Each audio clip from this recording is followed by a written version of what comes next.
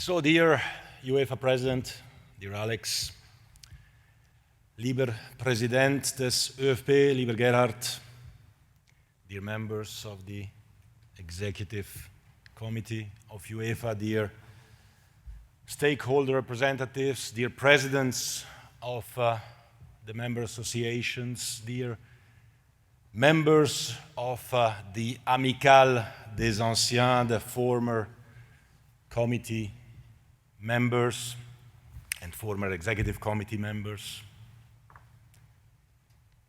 lieber Gerhard Aigner. For me, as you know, and I apologize already now for repeating this at every UEFA Congress since I was elected FIFA President, it is always an emotion to be speaking at this Congress. And to be in Vienna is, of course, a particular emotion. Vienna and Austria have written some great pages of the history of our game. Everyone knows, even if probably nobody here has seen one of the first world-famous football teams, the Wunder team of Hugo Meisel, coming from Austria, of course, in the 1930s. This was part of the legend that has written so many pages of our beautiful sport. Coming a bit closer to today, of course, and to personal memories as well, the Euro 2008, one of the most beautiful European championships, with a great final here in Vienna, and I'm sure Spain remembers that final very, very well. My last Congress, my last UEFA Congress as General Secretary of UEFA, as your General Secretary of UEFA, was here in Vienna in 2015. A few months later, the Executive Committee of UEFA asked me to be candidate and for the FIFA presidency. I'm seeing Michael van Praag nodding, and the rest, of course, is history. So it is a great pleasure to be back here in Vienna. And to be back here today, which is a beautiful day, of course, outside, but also inside this room. And I would like to start by congratulating UEFA and the UEFA President, the Executive Committee, all the stakeholders, everyone, for the very important decisions that you have taken yesterday, showing togetherness, showing unity in order to move football forward.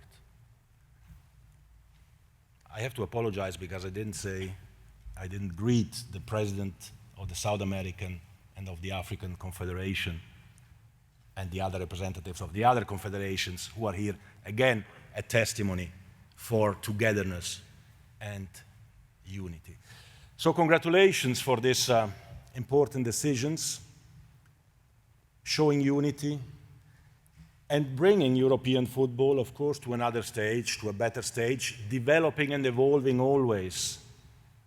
In this particular case, the men's club competitions, to the future. This is somehow in the DNA of UEFA, developing always, moving forward, trying to bring everyone together. This is an opportunity that, I say this as FIFA president, probably FIFA missed in the past decades, and that we try, of course, not to miss anymore by thinking how we can make football better. And I would like to thank, in addition of congratulating UEFA and the UEFA president, for the constant discussion, dialogue, constructive reach or trying to reach solutions which will help world football, will protect, not only protect, but develop and boost further European and global football. I'm convinced that all together,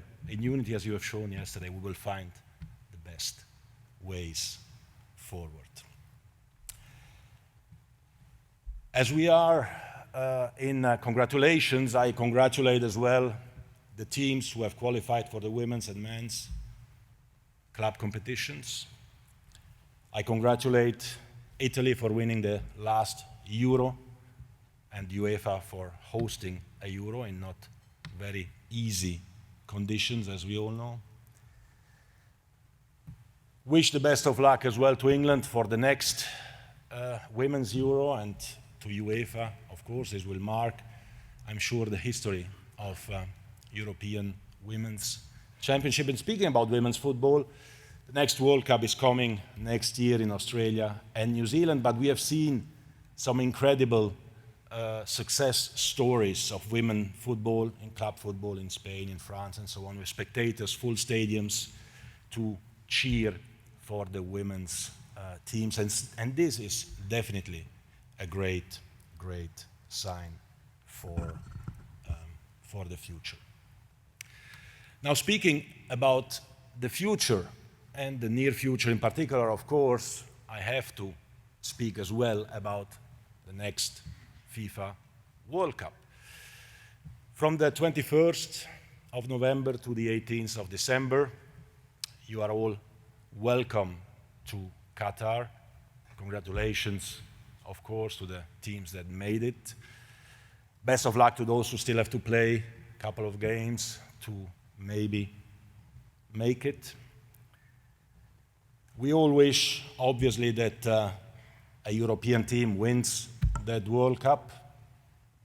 And before anyone starts writing, I say this to Tariq and my other friends from the media, I said the same and will say the same at the Congress of South America for the South Americans, of Africa for the Africans, of upcoming congresses of Asia, and so on and so forth. I wish them all that they win.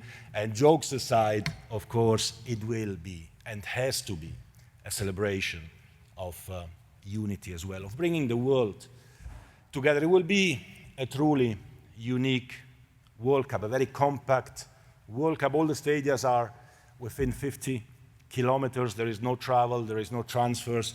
Everything will be concentrated, everything will be there. It will be fantastic, and we will discover, of course, a new world, the Arab world, the first FIFA World Cup in the Arab world. So I wish that you can all come and that we spend a great time together there. Now, speaking at the UEFA Congress about the World Cup, of course, I have as well to address the issue of human rights and workers' rights in Qatar. I did this already at the last FIFA Congress. You were all there.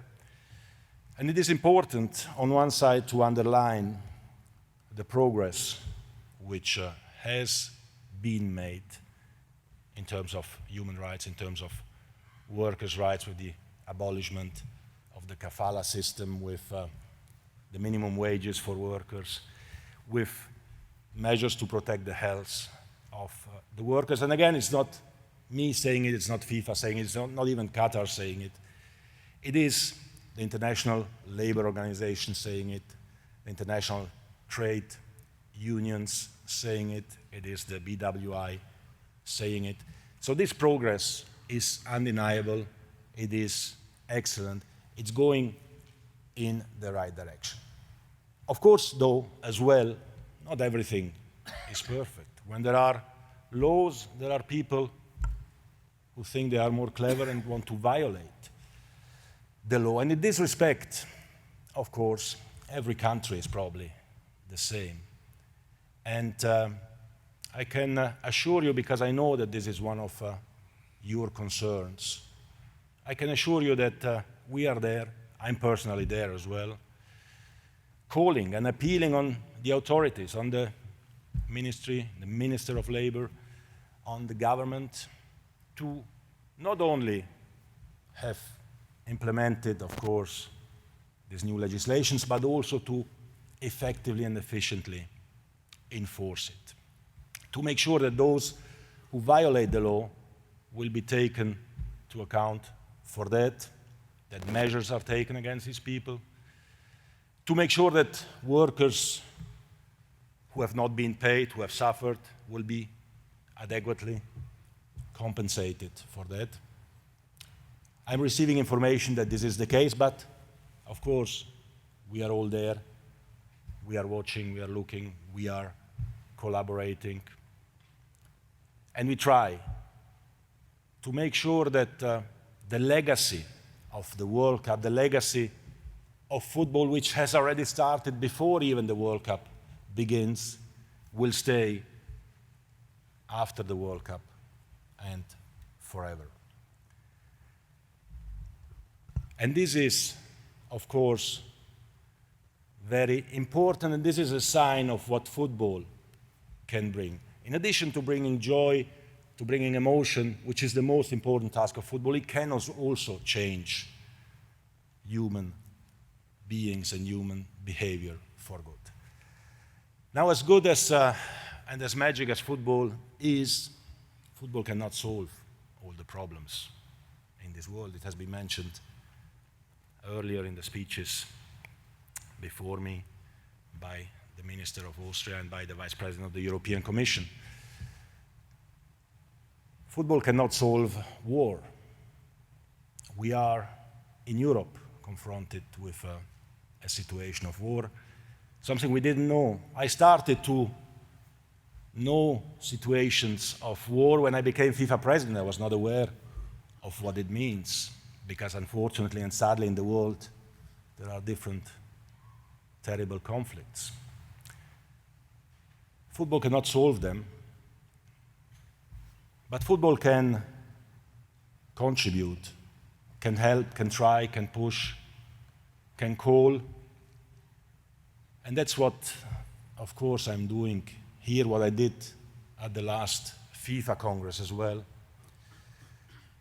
Just to repeat with force, with conviction, our plea, the plea of football, to all those who have some sort of decision-making power in this world, to work tirelessly, to make all efforts possible for peace to be restored in Ukraine. Our thoughts are, of course, with the victims, with those who suffer generally also, of course, of the pandemic. But we need everyone to operate for peace. We are all trying to help as much as we can.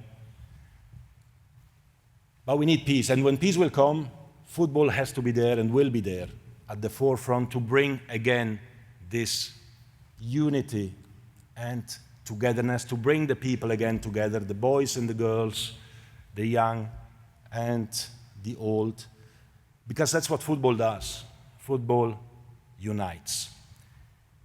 I started this speech by the word of unity, which seems to me really an important message at this particular Congress, and I want to conclude it with this word as well.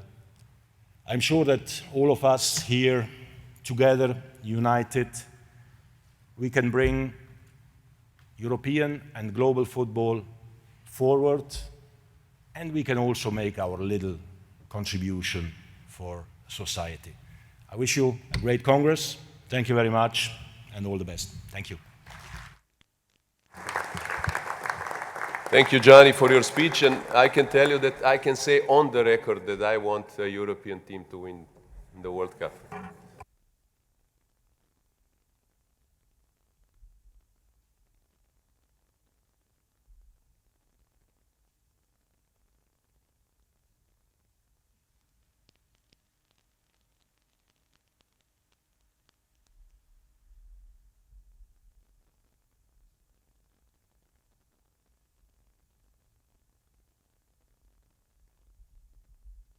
Now, I would like to invite you to respect a minute of silence in memory of the victims in Ukraine and of the members of the European football family who have passed away since the last Congress.